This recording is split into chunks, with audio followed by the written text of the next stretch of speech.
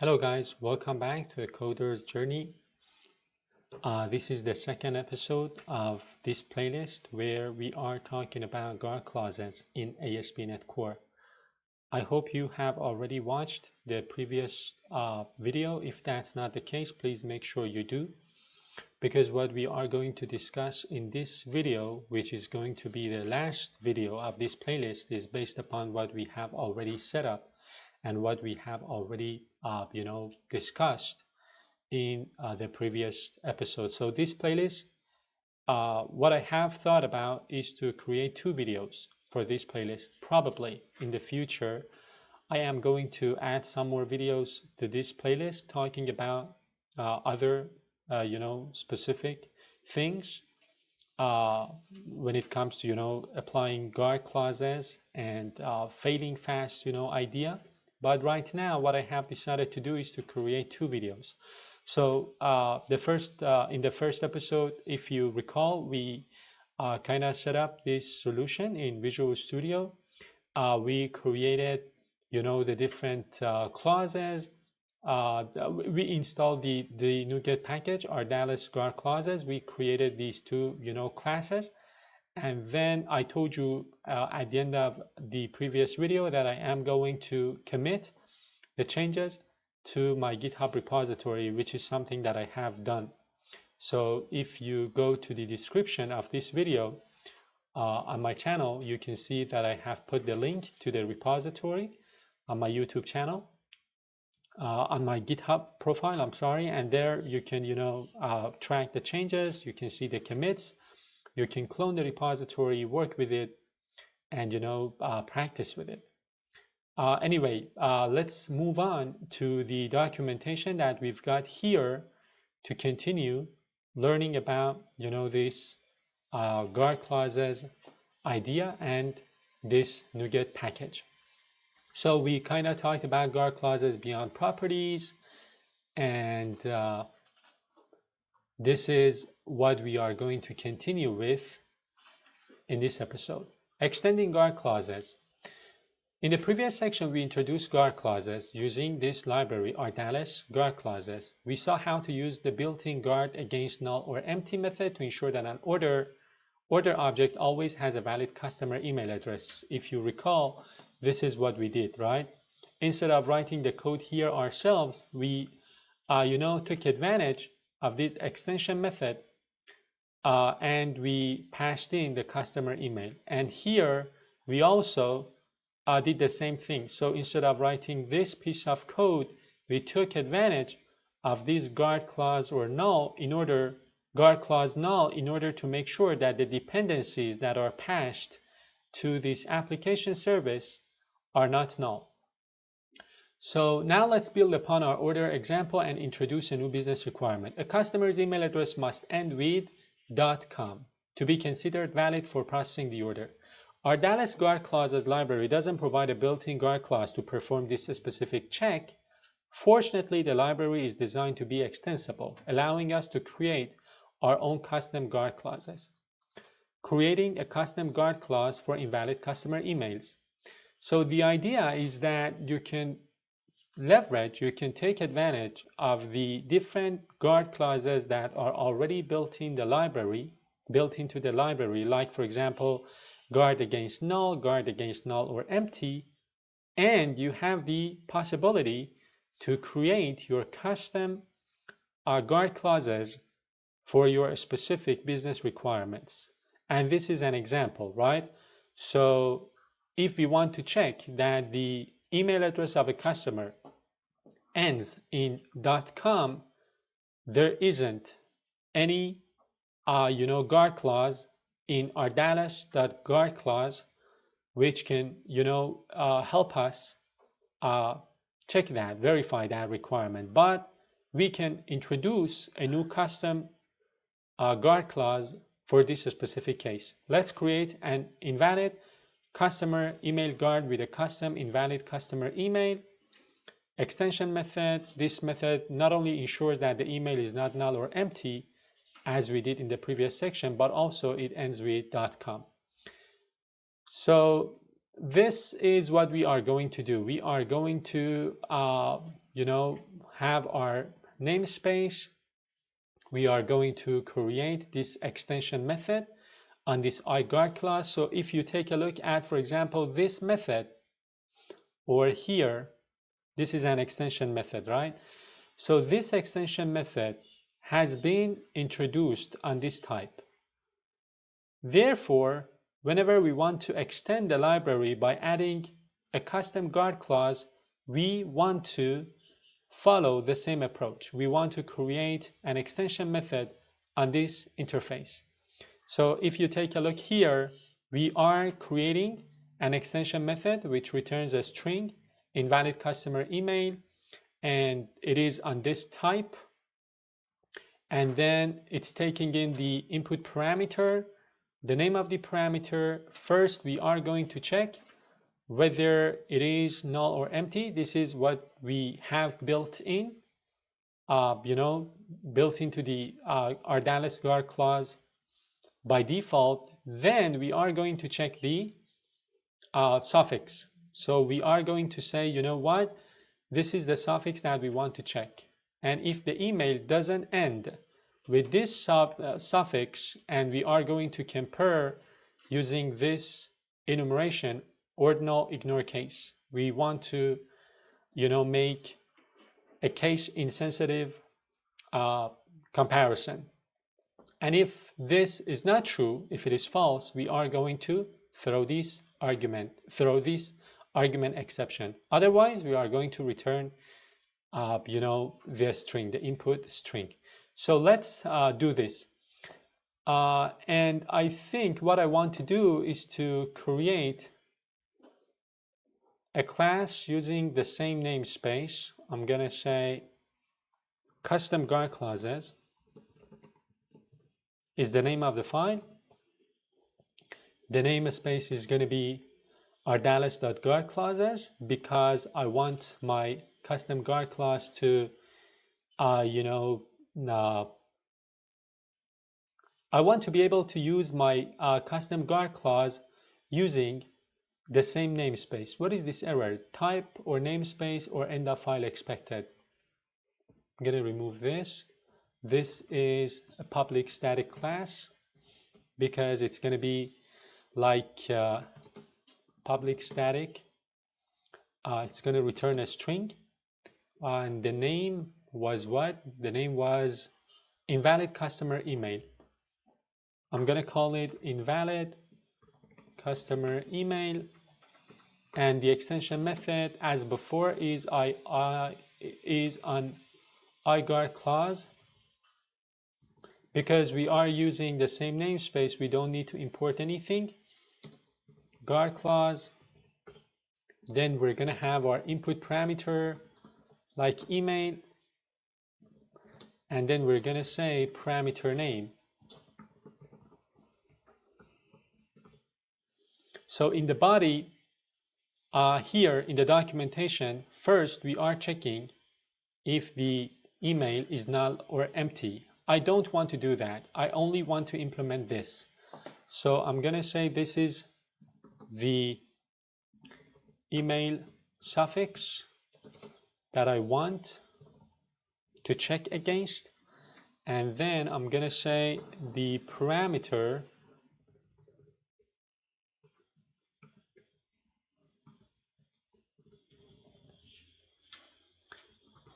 which is a string. If it doesn't end with email suffix, string comparison, ordinal ignore case, if it doesn't end with this, then we're going to do what? We're going to throw our exception. We're going to throw a new argument null exception, and I'm going to use string interpolation here. I'm going to say invalid customer email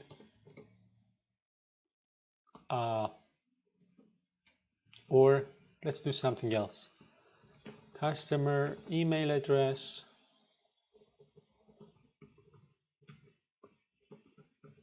must end in email suffix.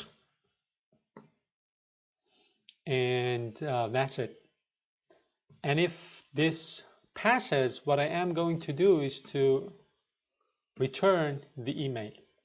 So here in the order, first I'm going to check against being null or empty, and if this passes, let's do something. I think it doesn't make sense. Normalize, what does it return? This returns the string. So it doesn't make sense to add another guard clause here and say customer email, for example, guard dot against, what was the name? Invalid customer email. It doesn't make sense. I don't think so. I think what we need to do is in our custom guard clause, we also need to do the check here as well. So we want to do this. We want to take this guy, and then we want to say first call against the email address and email. And here we're going to say email address cannot be null. So first we're going to check this, and I'm not going to call it invalid customer email. I'm going to make it more generic, invalid customer address, email address. First we're going to check that it is not null or empty. Then we're going to check that it ends in .com. So now I can take this guy, go to this, and then instead of this, I'm gonna take this one out as well, because I have already added the message, and I'm gonna remove this. So now what let's go to the docs. Here, key things to note about this custom guard clause. The original check to ensure that customer email is not or empty is still used. Yes, it is used in the custom guard clause that we created. The extension method is defined within a static class. Yes, because this is an extension method. A static class takes this guard clause as the first parameter. We then perform our specific check, ensuring that email ends with .com, case insensitive. If the email does not end with .com, we're going to throw the argument exception, descriptive message. You also need to create a custom exception type. You also need to create a custom exception type like invalid customer exception and throw it instead. Okay, so there is this possibility as well. If we want, we can create a custom exception and throw it. The method returns email if it passes all the checks. Let me take a look at our headings. So we are here. And then we want to register our guard clause. Let's do something. Let's read this one as well, because I think this is something we have already done. While not a strictly registration, placing your extension method in a namespace will allow you to discover it using the custom guard clause order entity. So this is the namespace where we have created our custom guard clause. We are creating the order. We are we have our constructor here, and then here we are checking the customer email using our custom guard clause. With this change, attempting to create an order with a null or empty customer email or an email that doesn't end in .com will now result in an argument exception being thrown by our custom invalid customer exception guard against. I think what we can also do, just as an idea, we can copy this and say invalid email address with custom email suffix, for example.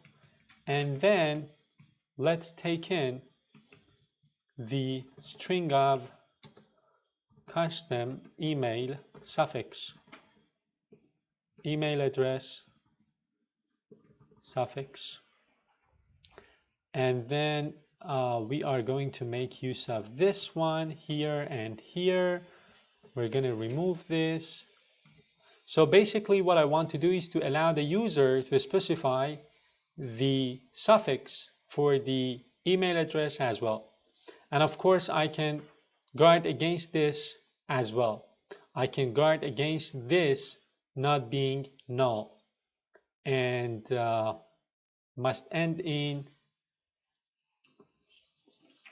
I'm going to remove this. I can also guard against this. This is just an idea, by the way. So I can say custom email address cannot be null. Custom email address suffix cannot be null.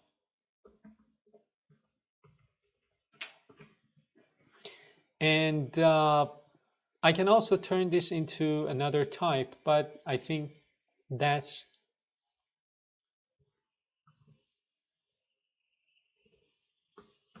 does it for now. And what if I copy this, paste it here, and say invalid email address with custom email suffix. I think it was the second parameter, wasn't it? Custom email address. So for example, I want it to be dev.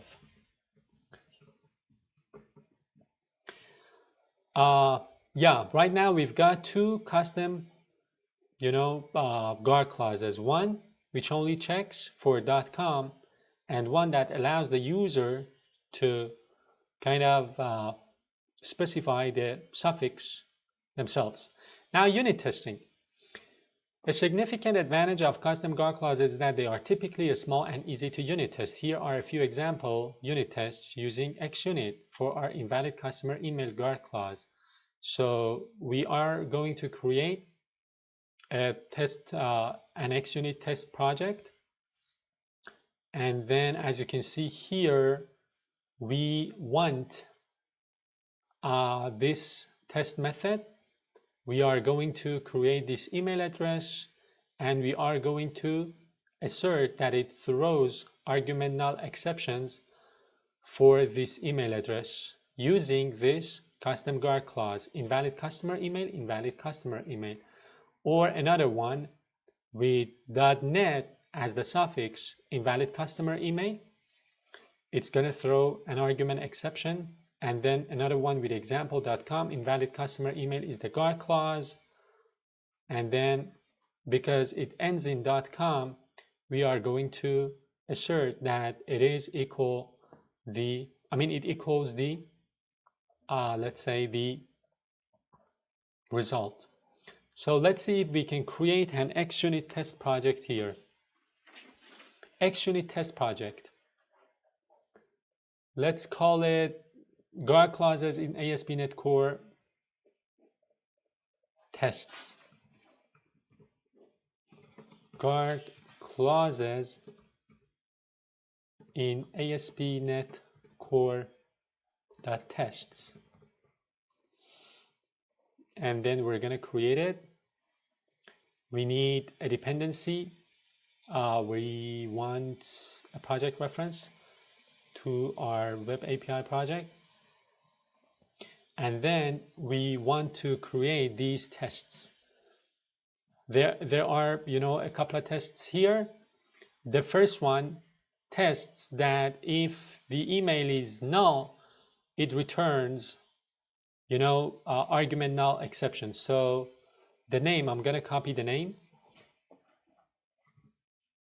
And then what we want is to create an email address which is null. And then we're going to say assert that throws argument null exception, argument null exception. What returns an argument null exception running this code? If we guard dot against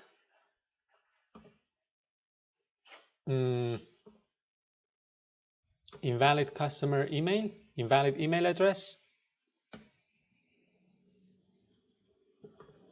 The name of our variable that we are testing is email address, and what we want is to pass in the name of, again, the variable email address.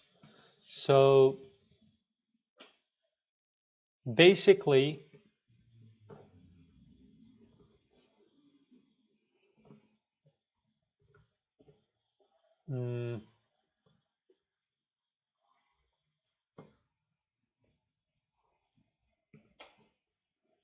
I think the error went away, right? So do I need to add a semicolon here? No. The error is telling me what? Expected? Yes, this expects this, right? Now it's okay. So basically we are creating an empty email address, and we are checking that if we call this email, this invalid email address, this is the custom GAR class that we created. If we run this on an empty email address, we're gonna get an argument null exception, which we implemented here. Argument null exception, right? Argument null exception. So to run your test, you can press Ctrl R and then T from your keyboard. It's going to build the project, the solution, and then it's going to run the test.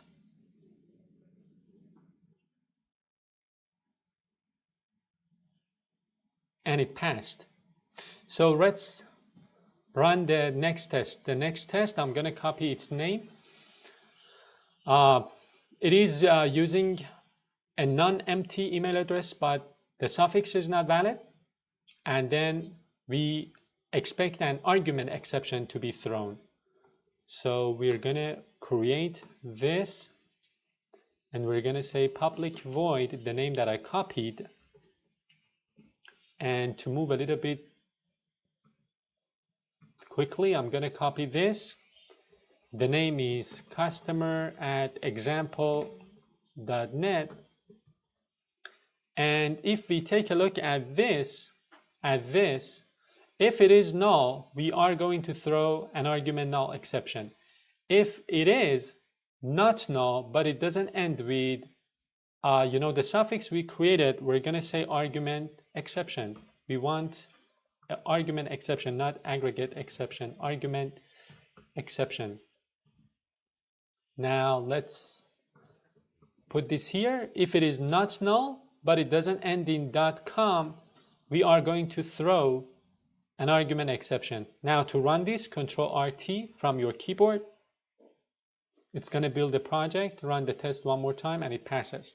And the next and the last test code is when the email address is, okay, based on according to our business requirements, then we're going to test it, and we're going to we're going to assert that what is returned from the custom GAR clause equals the original email address. So again, I'm going to create a test, public void, the name of the test that I copied. I'm going to copy this guy.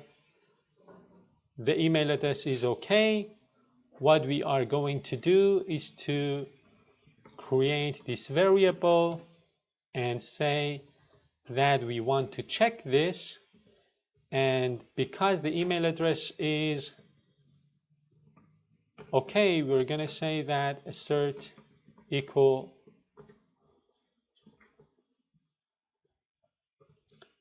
result email address.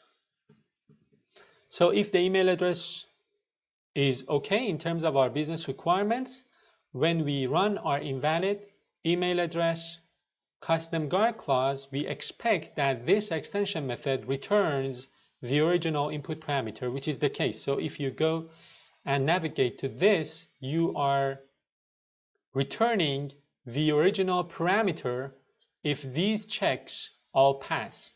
Now let's run this. And as you can see, this test also passes. So back to our doc, these unit tests ensure that our invalid customer email behaves as expected for different email scenarios, providing confidence in its correctness. By extending this library, we can encapsulate specific validation logic into our code and so on.